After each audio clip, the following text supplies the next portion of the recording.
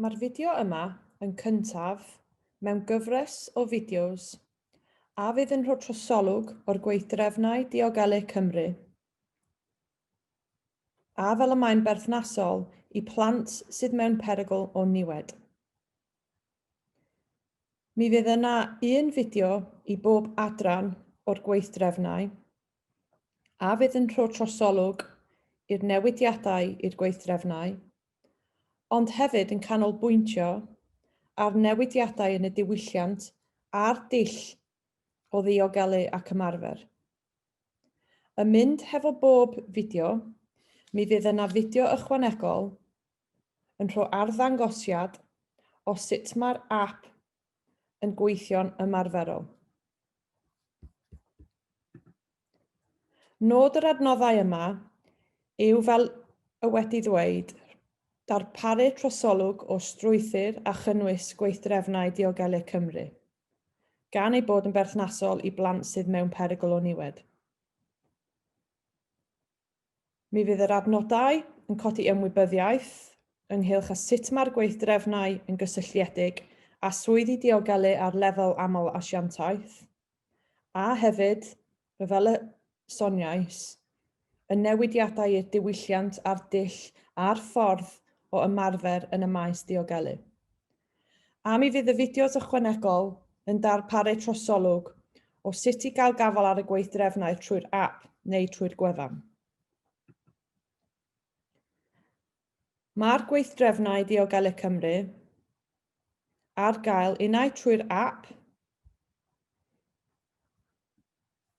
ar ffonau symudol,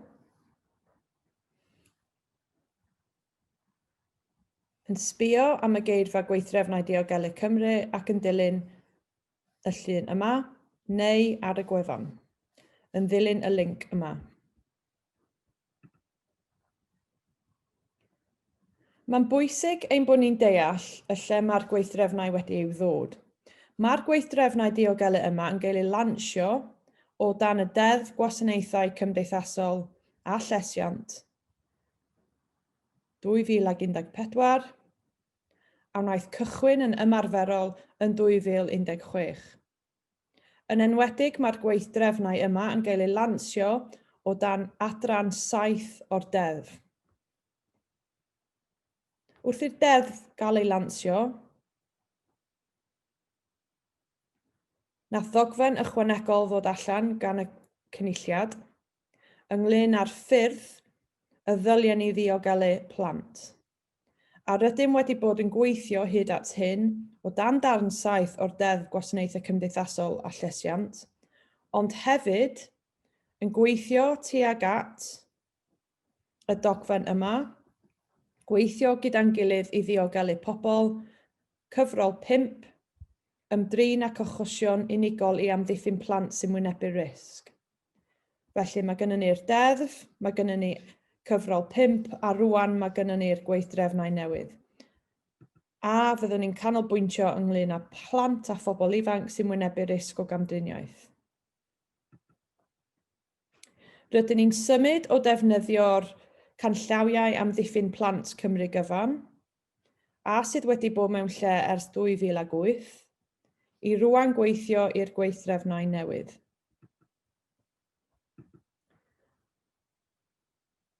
Mae'r Gweithdrefnau yn egluro'r rolau a chyfrifoldebau hanfodol ar gyfer ymarferwyr i sicrhau bod yn diogelu plant, sydd yn wynebu risg o gamdriniaeth ac esgeulistod.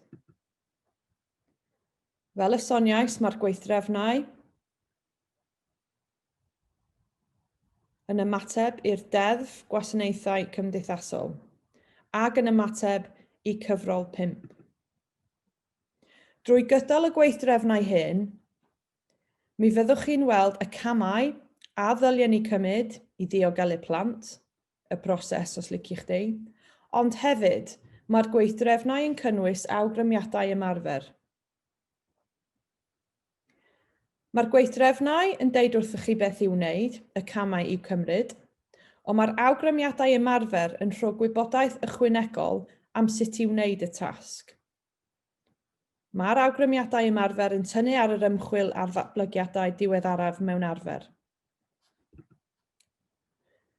Mae'n bwysig hefyd i ganolbwyntio ar y geirfa i gychwyn. I fod yn effeithiol, mae'n rhaid i arfer diogelu rannu ddealltwriaeth o'r dermau sy'n cael eu defnyddio'n aml. Mae'r geirfa wedi cael ei ddatblygu mwyn gwneud yn siŵr fod pob ymarferydd yn defnyddio'r un term yn yr un ffordd. Beth fwy ddisgybliaeth neu asiantaeth y maen nhw'n gweithio.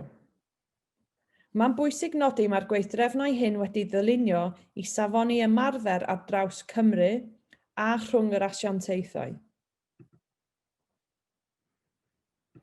Mae'r gweithdrefnau wedi cael eu strwythuro trwy nifer o adrannau, fel y welwch chi ar y sgrin rwan.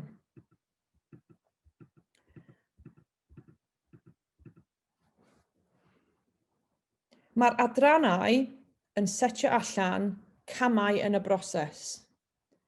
Maen nhw'n setio allan y system diogelu, felly mae'n bwysig bod ni'n cychwyn hefo adran 1. Wrth deall yr egwyddorion diogelu, wrth deall y diffiniadau o plant a phobl ifanc sy'n wynebu risg. Mae hwnna wedyn yn helpu chdi penderfynu a oes gennych chi ddyletswydd i adrodd am y plant neu'r blentyn. Felly, da ni'n bwydo i fewn i adran 2. Wrth cadarnhau y bod yna ddyletswydd yna, a mae'r hysbysiad yn cael ei wneud i'r awdurdod lleol, rydyn ni wedyn yn symud ymlaen i adran 3 ynglyn â'r ymateb sydd yn cael ei wneud, a wedyn da ni'n symud ymlaen i'r penderfyniadau sy'n cael ei wneud a'r cynlluniau sydd yn cael ei rhoi mewn lle.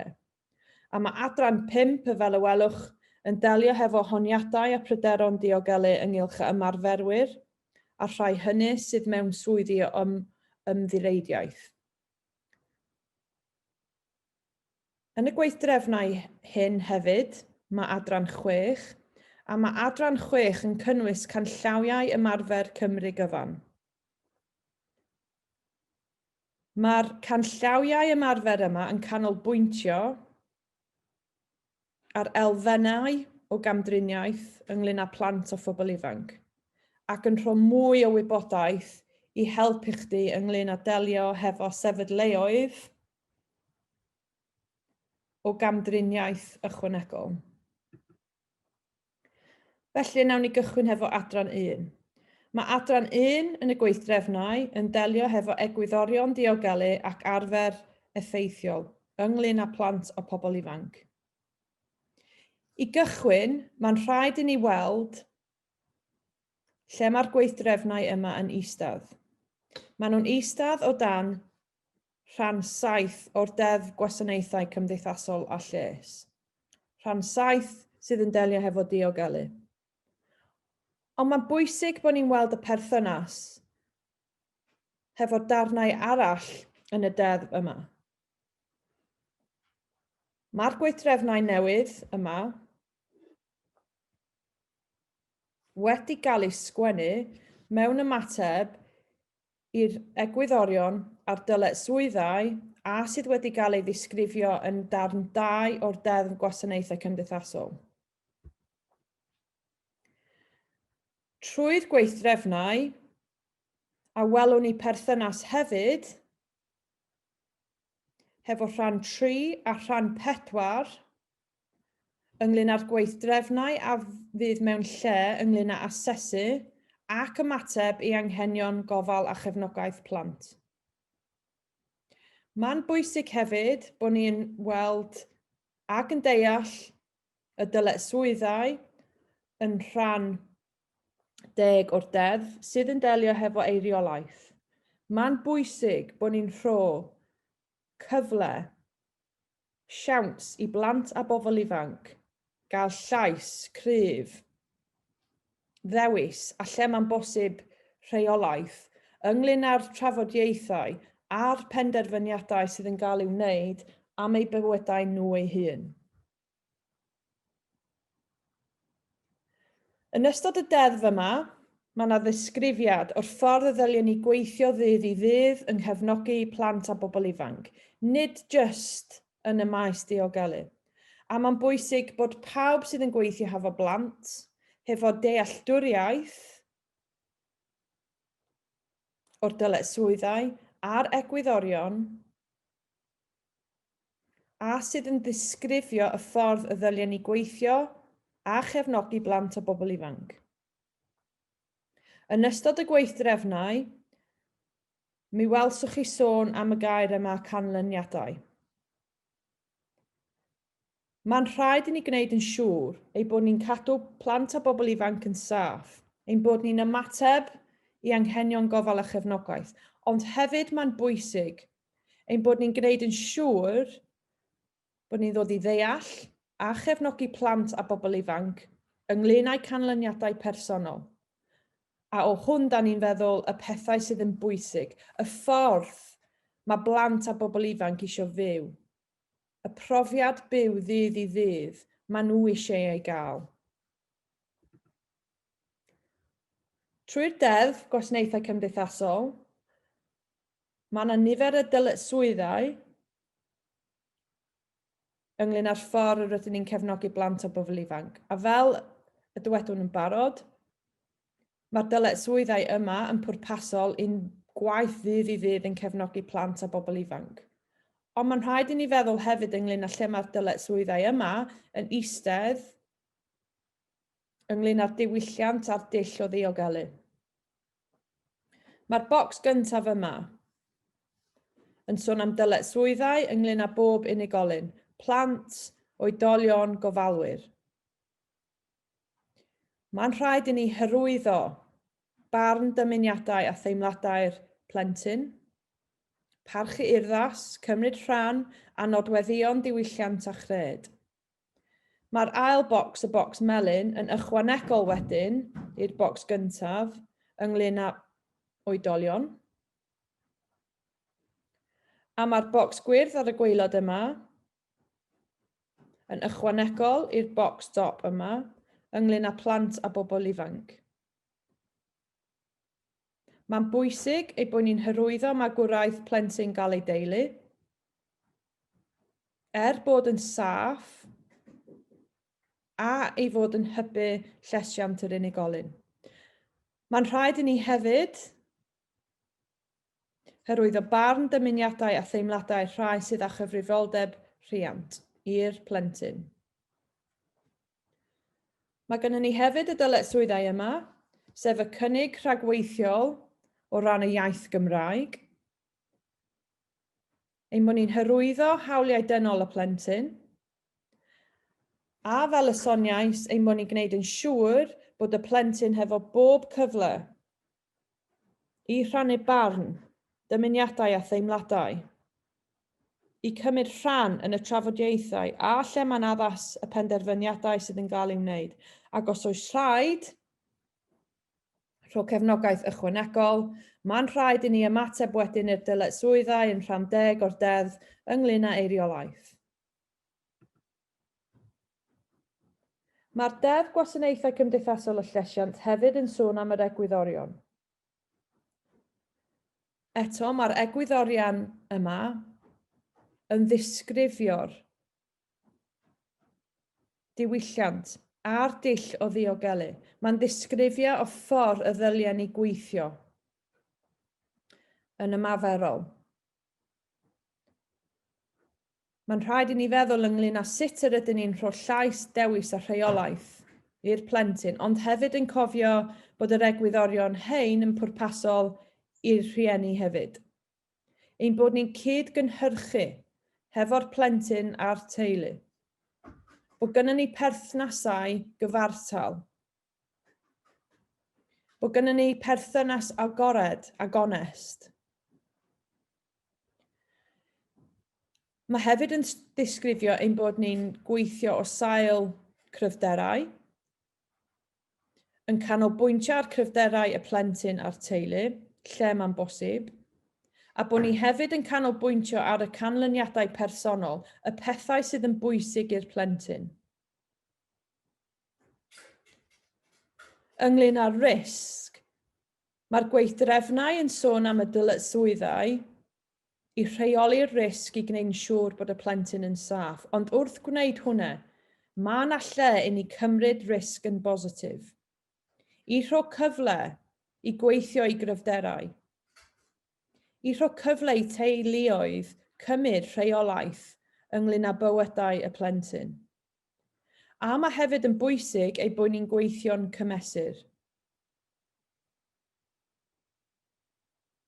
Felly, mae'r egwyddorion hyn yn disgrifio'r dull ymarfer y dylid ei fabwysiadu wrth weithio yn unol â'r gweithdrefnau newydd. Be da ni'n feddwl felly ynglyn â beth yw dull sy'n canolbwyntio ar y plentyn? I gychwyn,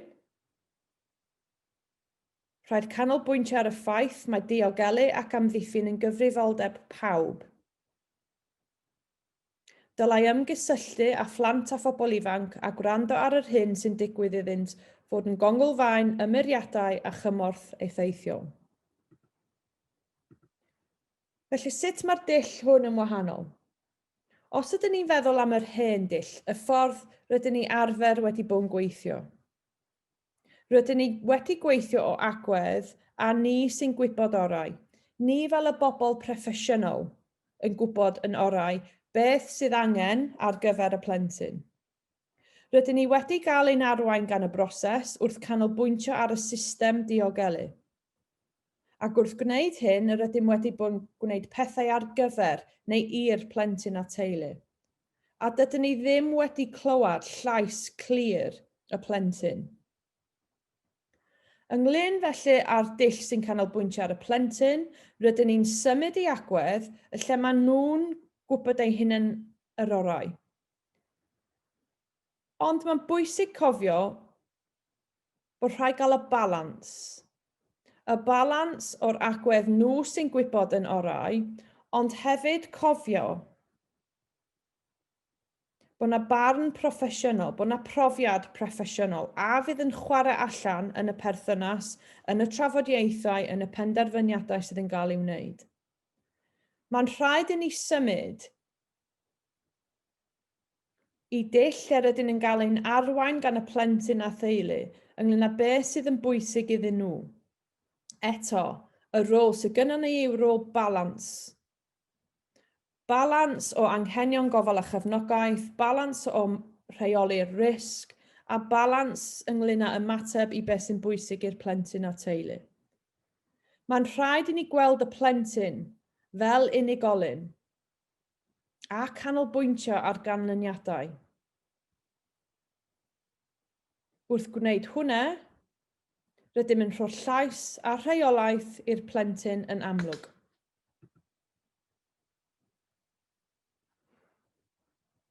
Felly, ynglyn â sut i ddefnyddio dull sy'n canolbwyntio ar y plentyn, mae'n rhaid i ni gweld y plentyn a siarad ag ef. Nod y dull yma yw enyn ymddireidiaeth mwyn i'r plentyn fod yn agored ag onest. Mae'n rhaid i ni, a mae yna sôn yn aml iawn yn y gweithdrefnau yma, ynglyn â dod â ddealltwriaeth ei brofiad o fywyd dyddiol. Rydyn ni eisiau cael dealltwriaeth o diwrnod arferol y plentyn. Wrth canolbwyntio ar y plentyn, rydyn ni hefyd yn darganfon beth fyddai'r plentyn yn hoffi ei weld yn newid yn ei bywydau dyddiol. Nod y dull yma yw deall beth mae'r plentyn ei eisiau fel canlyniad. Ond rhaid cofio bod gynnon ni dyletswyddau i gwneud yn siŵr bod y plentyn yn saff. Felly, weithiau bydd rhaid rhoi buddiannau diogelu'r plentyn uwchlaw ei ddymuniadau pan fo angen. Nod y dull yma wedyn yw sicrhau beth sydd orau ar gyfer llesiant y plentyn.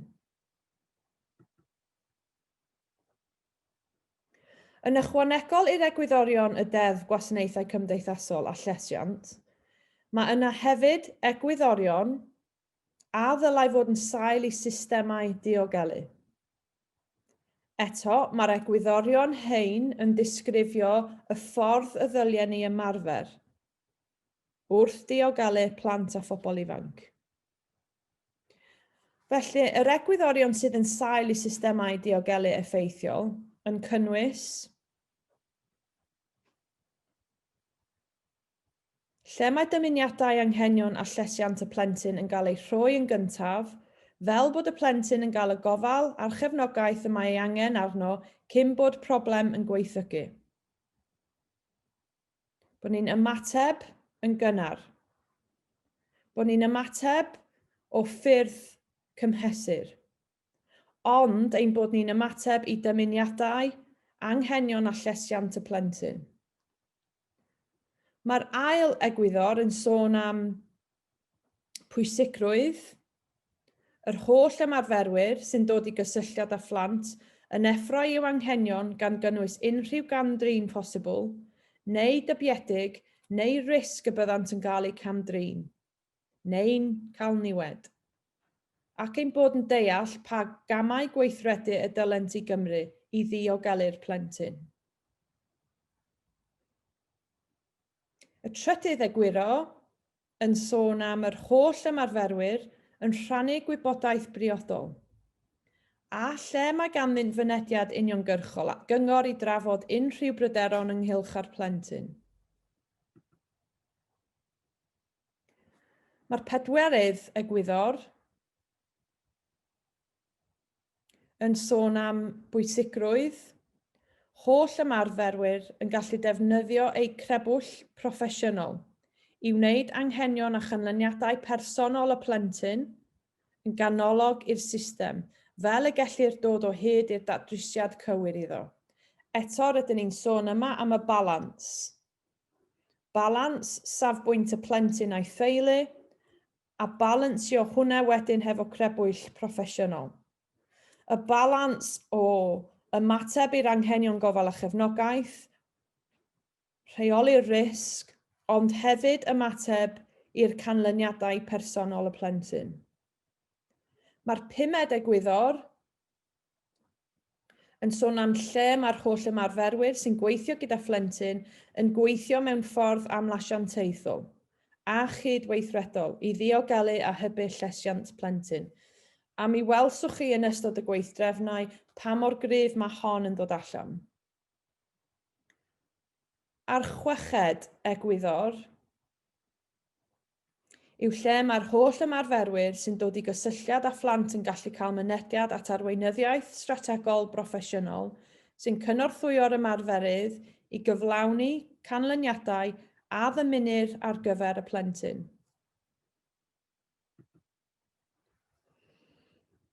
Felly rydyn ni wedi ddod i ddeall yr egwyddorion, y newidiadau o'r rhan dull sy'n canolbwyntio ar y plentyn. Wrth cymryd hwnna i'n feddwl, mae'n rhaid i ni rwan ddod i ddeall y diffiniadau allweddol ynghylch diogelu plant. Mae diogelu yn cymryd camau i hyrwyddo lles, plant a'i hamddiffyn rhag niwed. Mae yna sbectrwm ynglyn â diogelu, sydd yn cynnwys amddiffyn plant rhag camdriniaeth a niwed, ond hefyd atal niwed i iechyd neu ddatblygiad plant.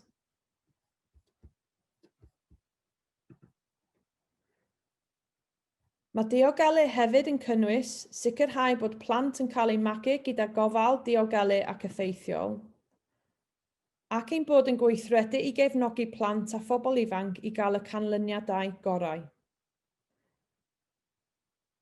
Yn adran un y gweithdrefnau yma, mae yna sôn am pwysigrwydd gweithio'n atal, ond mi fydd y gweithdrefnau yn canolbwyntio ar y brosesau amddiffyn yn berthnasol. Diffiniad o plentyn sy'n wynebu risg yn y gweithdrefnau hein, a fel y gath ei ddisgrifio yn rhan 7 o'r Deddf Gwasanaethau Cymdeithasol o Llesiant. Rydyn ni'n cychwyn ynglyn â plentyn, sef person sydd o dan 18 mlwydd oed, i'r ail elfen ynglyn â wynebu'r risg. Mae'r diffiniad wynebu'r risg yn golygu unrhyw hyn sy'n profi neu sy'n wynebu risg o brofi camdriniaeth, esgeulistod neu fathau eraill o niwed. Wrth ddod ar ddau i gilydd, diffiniad o plentyn sy'n wynebu risg yn sôn am unrhyw person sydd o dan 18 mlwydd oed, sydd yn profi neu sy'n wynebu risg o brofi camdriniaeth, esgeulistod neu fathau eraill o niwed, a sydd ag anghenion gofal a chefnogaeth. P'un a yw'r awdurdod lleol yn diwallu'r anghenion hynny a'i peidio. Yn y gweithdrefnau mae yna diffiniad o niwed, a mae'r diffiniad o niwed yn cynnwys cam-drin, rhywiol, emosiynol, corfforol, ariannol ag esgeulistod. Mae'n sôn hefyd am niweidio iechyd, unau corfforol neu feddyliol, ond hefyd bod hwn yn gynnwys gweld neu glywed rhywun arall yn dioddef camdriniaeth. A hefyd mae niwed yn cynnwys niweidio datblygiad, unau corfforol, deallusol, emosiynol, cymdeithasol neu ymddygiadol. Ac eto, mae hon yn cynnwys gweld neu glywed rhywun arall yn dioddef o'r camdriniaeth yma. Yn ogystal i'r dyletswyddau o dan Adran 7 y Deddf Gwasanaethau Cymdeithasol y Llesiant.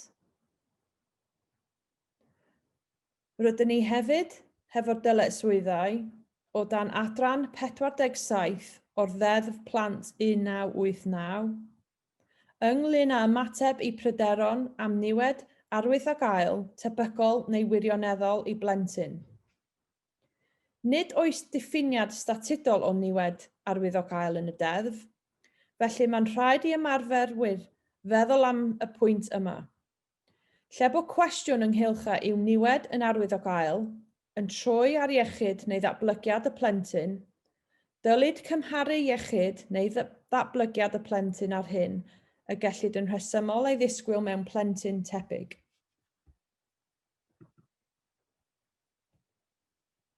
Ynglyn â'r diffiniad cam-drin corfforol, mae hwn yn golygu brifo plentyn neu berson ifanc yn fwriadol, a mae'r gweithdrefnau yn sôn am taro, celpio, gorddefnydd neu gamddefnydd o feddyginiaeth, cyfyngu diangen neu gosbau amrhiodol. Yn y diffiniad cam-drin corfforol, mae yna hefyd sôn am ffigio neu gymell salwch. Mae ffigio neu gymell salwch pan fydd gofalwr yn mynd ati i'r hyrwyddo salwch plentyn drwy ei orlywio, drwy beidio a thrin problemau go iawn, drwy ffigio neu ffigio arwyddion a neu drwy ei gwneud yn sâl yn fwriadol. Mae'r diffiniad o cam-drin neu esgeuluso emosiynol yn sôn am camdriniaeth emosiynol barhaus tuag at plentyn. Fe'i gelwir weithiau yn gamdriniaeth seicolegol, a gall niweidio iechyd emosiynol a ddatblygiad plentyn yn ddifrifol, fel bygythiadau o niwed neu adael rheoli gorfodol, camdriniaeth lafar neu hiliol, ynysu neu dynnu allan o wasanaethau neu rwydweithiau cefnogol, a mae hefyd yn gynnwys bod yn dyst i gamdriniaeth eraill. Mae cam-drin ariannol yn gategori newydd o gam-drin a gyflwynwyd trwy'r Gweithdrefnau Diogelu Cymru newydd yma. Ni fydd y categori hwn mor gyffredin i blentyn, ond mae yna posibilrwydd i bod yn cymryd lle. Yr arwyddion camdriniaeth ariannol yn cynnwys Peidio a diwellu eu hanghenion, gofal a chefnogaeth a ddarperu drwy lwfansau neu grantiau, dwy'n arian neu eiddo personol, twyllo'r plentyn, a neu rhoi'r plentyn dan bwysau oherwydd arian neu eiddo personol arall. Mae'r gweithdrefnau hefyd yn sôn am mathau eraill o cam-drin, sydd yn cynnwys cam-drin domestig. Diffiniad cam-drin o domestig yw digwyddiad neu batrwm o ymddygiad rheoli, gorfodol neu fygythiol, trais neu gamdriniaeth rhwng y rhieni sy'n 16 mlwydd oed neu drosodd, sydd neu a fu'n barneriaid agos neu'n aelodau agos o'r teulu waith fwy rhyw neu rywioldeb. Mae cam-drin mewn perthynas a chyfoedion yn cynnwys patrwm o weithredoedd gwirioneddol o gam-drin corfforol, rhywiol a neu emosiynol, neu fygythiad o gam-drin o'r fath gan rywun yn ei harddegau yn erbyn partner presennol neu gyn-bartner. Mae cam-drin ar sail anrhydedd yn cynnwys cam-drin a neu drais a gyflawnir gan bobl am ymddygiadau sy'n mynd yn groes i ddisgwyliadau'r teulu neu'r gymuned. A mae cam-drin ar-lein yn cynnwys unrhyw fath o gamdriniaeth drwy dechnoleg fel cyfrifiaduron, dyfeisiau llechien, ffonau symudol, consolau a dyfeisiau electronig eraill. Mae'n rhaid cofnodi bod rhain hefyd yn gategorïau newydd o gam-drin a gyflwynwyd trwy'r Gweithdrefnau Diogelu hein. Mae'r Gweithdrefnau hefyd yn sôn am esgeuluso plant. Esgeulistod yw methiant i gwrdd ag anghenion gorfforol, emosiynol neu seicolegol sylfaenol sydd yn debyg o arwain at amharu ar iechyd neu ddatblygiad. Yn adran 6 o'r Gweithdrefnau, mae yn y ddogfen yn mynd yn pellach i'w ddisgrifio esgeulistod plant ac yn torri lawr y wahanol ffyrdd o esgeulistod. Mae'n sôn am esgeulistod meddygol, esgeulistod goruchwylio, esgeulistod meithol, addysgol, corfforol ac esgeulistod o ran hunaniaeth.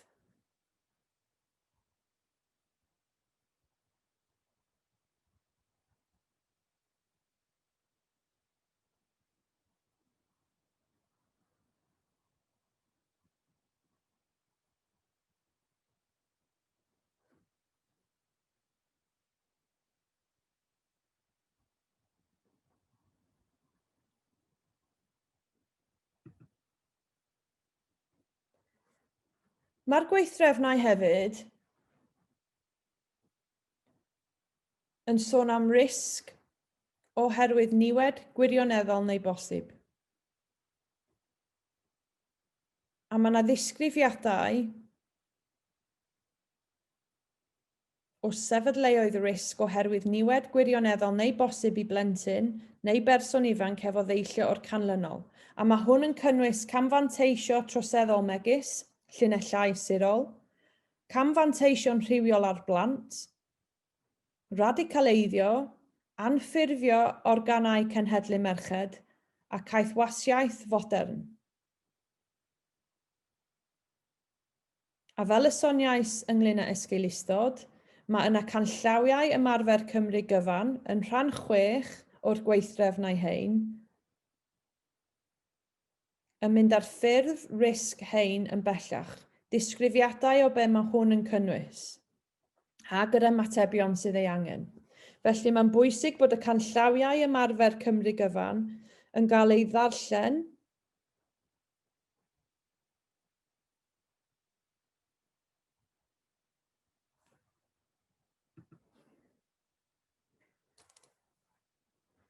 Fel y soniais yn gynharach, mae'r gweithdrefnau hefyd yn sôn am bwysigrwydd ymateb cymhesur. Felly mae'n bwysig bod pawb yn feddwl ac yn rhoi sylwad i'r posibilrwydd, addasrwydd o rhoi help cynnar ac atal. Gall help cynnar a elwyd hefyd yn ymyriad cynnar wneud y canlynol.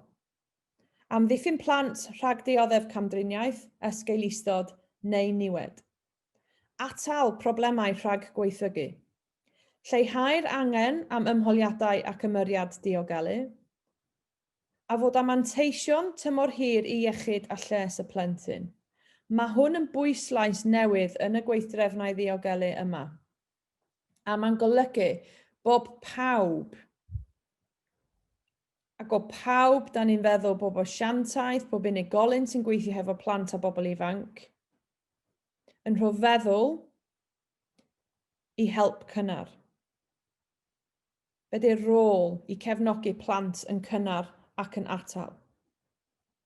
Mae'n pwysig cofio fod help cynnar yn cael ei gynnig i blant a nodir fel rhai sy'n agored i gamdriniaeth ac esgeulistod posib a'u teuluoedd. Felly wrth ddod i adnabod ac ymdrin â phryderon sy'n dod i'r amlwg,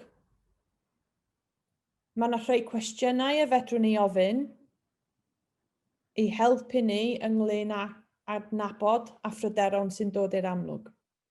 Cwestiynau fel, beth yw fy mhryderon am les y plentyn ta plant a gallai achosi niwed arwyddocaol os na chant ei trin? A wyf yn pryderu fod y gallu i fagu plant a ffactorau teuluol ac ymgylcheddol megis tlodi yn cael effaith ar les y plentyn a wneud yn agored i gamdriniaeth ac esgeulistod. Mae'n bwysig ei bod ni'n ofyn y cwestiwn a beth yw'r dystiolaeth i gefnogi'r pryderon hyn? A beth allai i ei wneud i helpu i fynd i'r afael â hyn? Mae'r gweithdrefnau yn sôn mae yna tasg ddeiblyg gan ymarferwyr sydd mewn cysylltiad â phlant a'i theuluoedd a all fod yn agored i gamdriniaeth ac esgeulistod. Cam 1 i gweithio gyda'r plant a theuluoedd o osgoi sefyllfeoedd rhag codi sy'n debygol o arwain at i'r plentyn brofi camdriniaeth a esgeulistod a niwed. Ac os nad yw hyn yn effeithiol, bod ymarferwyr yn symud i cam 2, sef adnabod ac ymdrin â phryderon ddaw i'r amlwg, ac os na chant ei datrys a allai olygu y bydd y plentyn yn profi camdriniaeth, esgeulistod a niwed.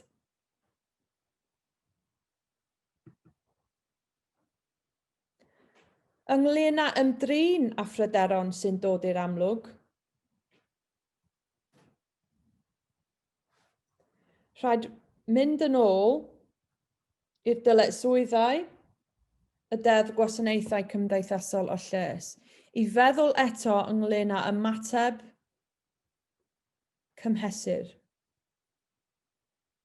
I gychwyn, a oes yna ymatebion cymhesur i blentyn mewn perygl? Y gath yr asiantaeth neu'r unigolyn sydd yn cefnogi y plentyn a'i theulu ei rhoi mewn lle. Ac os ydyn ni'n rhoi ymatebion cymesur i fewn, os ydyn ni'n rhoi ymatebion cymesur mewn lle, mae'n rhaid mynd yn ôl i rhan 2 o'r Deddf Gwasanaethau Cymdeithasol a Lles ac i'r dyletswyddau sydd yn cael ei ddisgrifio yn rhan 2. Efallai, yr ymateb mwyaf addas i'r plentyn yw asesiad a chynllun gofal a chefnogaeth. Gwasanaethau cymdeithasol a fydd yn arwain ar yr asesiad a ddatblygu'r cynllun gofal a chefnogaeth mewn ymateb i'r dyletswyddau sydd yn rhan 3 a 4 o'r Deddf Gwasanaethau Cymdeithasol a Lles. Ond rhaid cofio bod hon yn cyfrifioldeb pawb. A hyd yn oed bod gwasanaethau cymdeithasol yn arwain ar yr asesiad a chynllun gofal a chefnogaeth, mi fydd yna ddisgwyliad bod yna cyfryngiad gan bob asiantaeth sydd yn addas. Efallai, mi fydd yn amlwg bod yna plentyn mewn perygl, a dyma lle mae'r gweithdrefnau diogelu wedyn yn dod i fewn. A gweith ymateb i'r gweithdrefnau diogelu, mi fydd pawb yn ymateb i'r dyletswyddau sydd yn cael ei ddisgrifio yn rhan 7 o'r Deddf Gwasanaethau Cymdeithasol a Lles.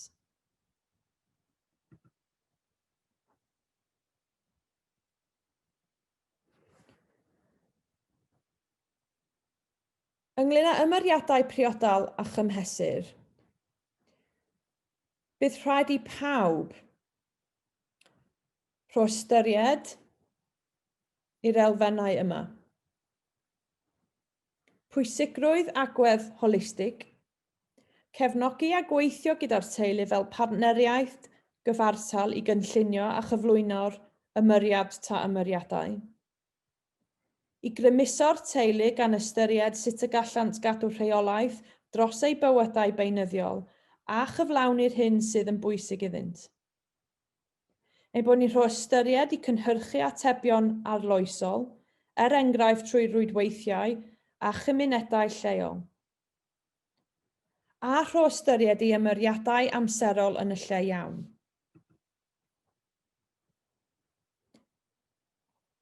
Hefyd, mae'n rhaid rhoi ystyried i ddewis amrywiaeth o wasanaethau sydd yn ystyried anghenion aelodau unigol y teulu, enghraifft, rhaglenni magu plant a mentorau berson ifanc. Cydnabod fod angen i ymyriadau fod yn hyblyg a chydnabod anghenion ac amgylchiadau unigol y teulu. Ein bod ni'n rhoi ystyried i anghenion aelodau unigol y teulu, enghraifft oedran a chyfnod datblygu, anabledd, cyfathrebu. Bod yr ymyriad priodol a chymesur yn rhoi ystyried i ffyrdd o ymdrin ag unrhyw anghenion amlwg neu newydd, ac ein bod ni'n rhannu perchnogaeth a chyfrannu gweithredol gan yr holl ymarferwyr sy'n ymwneud â'r plentyn a'r teulu.